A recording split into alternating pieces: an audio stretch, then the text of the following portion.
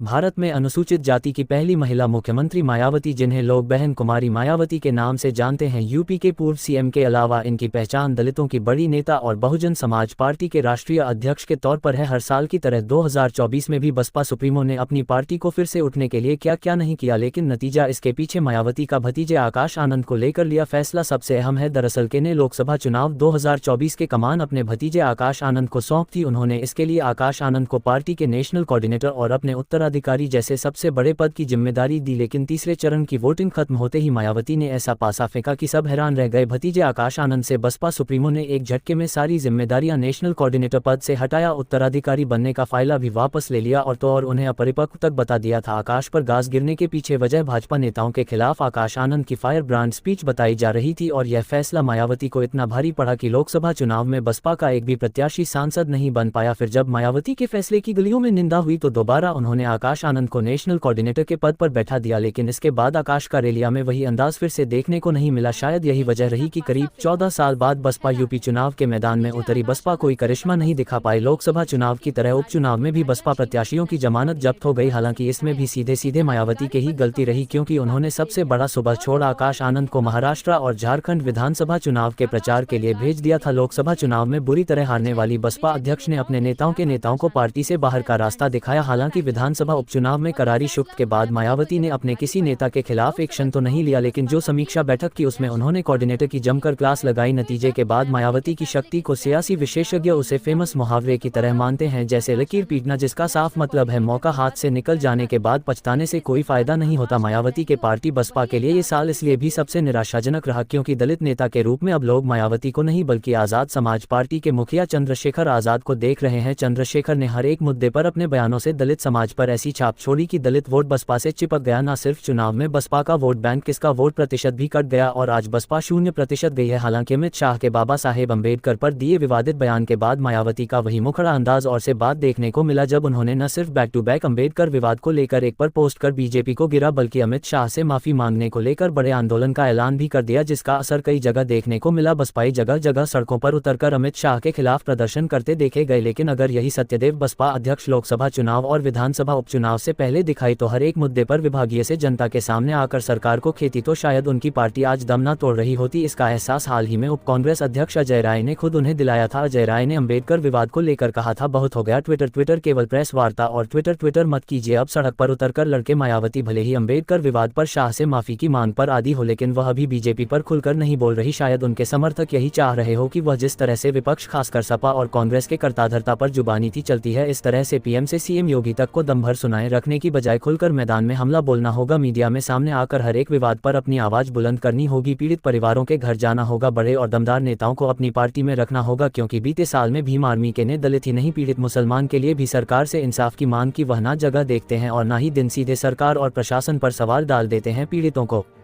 इंसाफ दिलाने के लिए उनका एग्रेसिव नेचर हर जगह देखने को मिला, चाहे वो सड़क हो या सांसद। मगर मायावती सिर्फ एक्ट का सहारा लेते नजर आई या फिर प्रेस कॉन्फ्रेंस का। शायद यही कारण है कि चंद्रशेखर का प्रभाव यूपी में बढ़ता चला गया और मायावती पिछड़ती चली गई। और अगर 2024 से सबक लेकर मायावती ने कुछ तब्दीलियां अपने अंदर और पार्टी के अंदर नहीं की तो वह दिन दूर नहीं जब वह और उनकी पार्टी सिर्फ और सिर्फ यूपी के सियासत में इतिहास के पन्नों पर दर्ज हो जाएगी। बसपा सुप्रीमो मायावती जी के लिए आपकी क्या राय है, कमेंट करें और वीडियो लाइक करें, चैनल को सब्सक्राइब करें, वीडियो को शेयर करें। फिर मिलते हैं अगले वीडियो में।